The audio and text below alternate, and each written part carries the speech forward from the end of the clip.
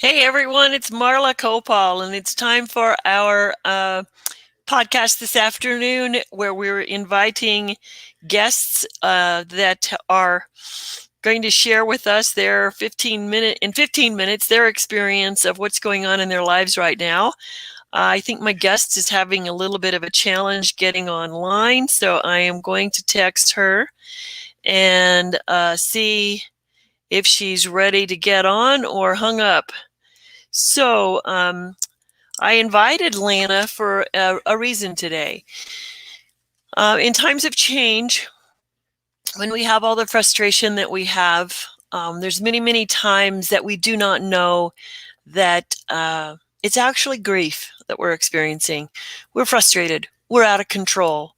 Um, I personally can admit, identify, and know what it's like to be a control freak. I lived there a lot of years. Now I can talk myself off the edge of needing to control, but maybe only talk myself off the edge for 24 hours, but I can talk myself off the edge. And that's why I've chosen to bring you the upside. In spite of is about bringing you the upside in times of distress. And so I want to interview people and understand what's going on for them and why they uh, are doing it. So it looks like she needs the link again. Let me just send this to you. Sent again in message. So somehow she's not able to come on, so I'm not too sure what I need to do to correct this. So let me see what else is happening here while I do this. So maybe I'm never going to know. So it may just be me you get for 15 minutes, and we'll try Lana again tomorrow. But what I like about Lana is she has an 8-week program that helps people get unstressed and gain skills so that in times of change, in times of distress, in times of, oh my gosh, this was not what I wanted, oh my gosh, this was an unexpected crisis, you actually have the skills to sustain yourself. So she uses these skills for herself, to help others, to help with raising 2 teenage daughters with an ex-spouse. And I cannot tell you how much wisdom I receive and enjoy sharing with her, and the laughter that she brings to my life when I get worried about my 29-year-old son. And then there's just sometimes I like to just call up because she won't ask for a lot of help sometimes, but I know she helps others consistently and consistently and consistently. And sometimes she'll just call me and just say, tell me what's going on, because she's an empath. And she knows when I probably need a check-in even before I do. So what I do, my empath sometimes goes and hides. So I try to call her at least once a week if we haven't talked and say, tell me what's going on for you. Because she's always a great, great, great listener for me. So I guess this is going to turn into Marla's adoration of Lana Paul. But I want you to know that Lana Paul, you can find her. She's trying to connect now. It says her device is not connected. So maybe she's going to join us here in just a minute. I see some computer struggling going on. It's nothing to do with her. But I invited her because she really, like me, believes in helping people understand what resiliency is. What are the steps that it takes to have resiliency?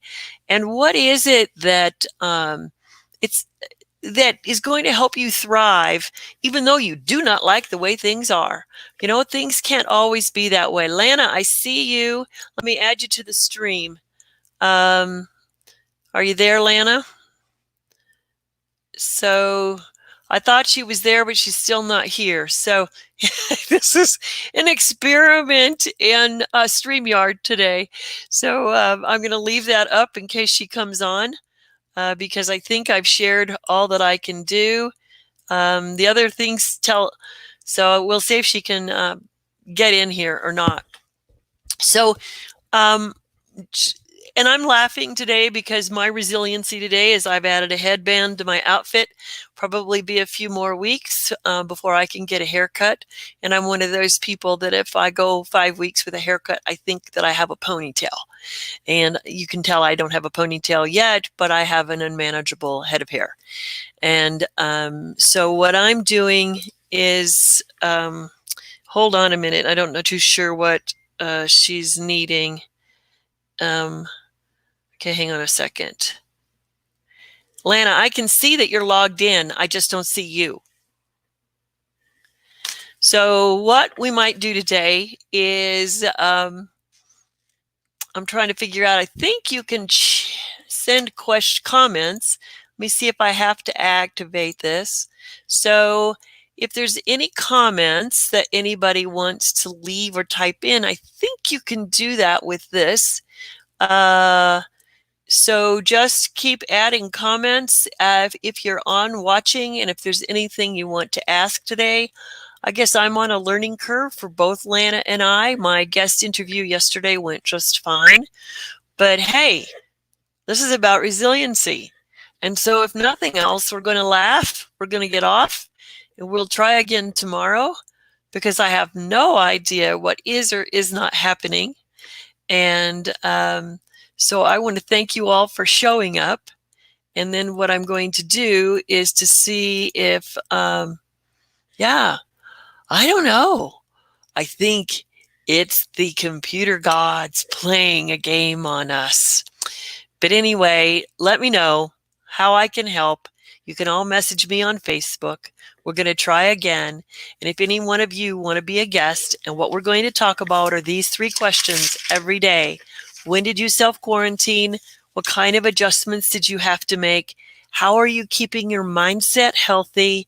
Who do you have concerns for that are not in your household? How can we help them? And what have you learned just in this short time? Because I'm going to come back to all of you, re-invite you to this, and we will interview you in 2 to 3 weeks and say, hey, what have you discovered? What new resolutions do you have? I'm going to tell you one that's occurred for me in the last 2 days. I'm watching people's behaviors on Facebook and other places. And these are people that I thought I wanted to do business with, but by how they're behaving, responding, and not demonstrating what I call resiliency. And my line is not very fine-tuned. It's pretty broad. I have questions now. I've not made any decisions. It's not the time to make decisions. People are probably making the same decisions about me. But I like to not ignore the downsides, but I want to create upsides. So if any of you like to play with me, I invite you to be here tomorrow at 1:30. It will either be Lana or Rachel. Rachel is a mother of 4 children, one with a high special needs. Really looks forward to having at least 2 of the children in school so she can help with the other 2. Now she's home with 4, and she's pretty darn resilient, but I want to talk to her about what's different, what choices have they made, and how are they living their lives differently, if at all. So we're going to get back to you. Thank you all for listening, and more soon. Bye.